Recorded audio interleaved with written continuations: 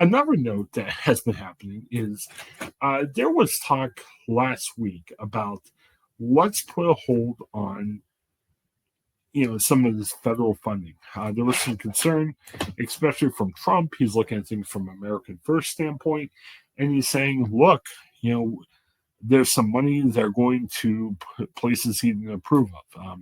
The one example he cited was there was a certain amount of money going to condoms and the Hamas or whatever else the case might be. And, that got some people upset. So, Trump's like, hey, let's put a hole in this federal funding. Well, he talked about, hey, this wasn't going to affect Medicare, but not everyone got that message. And when people didn't get that message, people were nervous. People were afraid. They didn't know what to do. If we're trying to help America first, we need to support Americans with that. Here's my concern, and I'll be blunt. Um, my politics, they are what they are. Um, I grew up kind of more of a business, fiscally conservative Republican. I'll put it like that.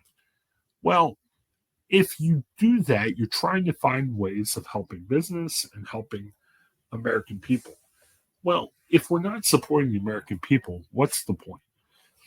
And I get concerned about that. My wife is telling me with my son, there was a chance that we may have had to pay a lot more if the funding kept on being taken away. And to the administration's credit, they overturned their thoughts. Everything's okay for now. But look, this dramatically affects my pocketbook a ton. And we need to figure out what the plan is.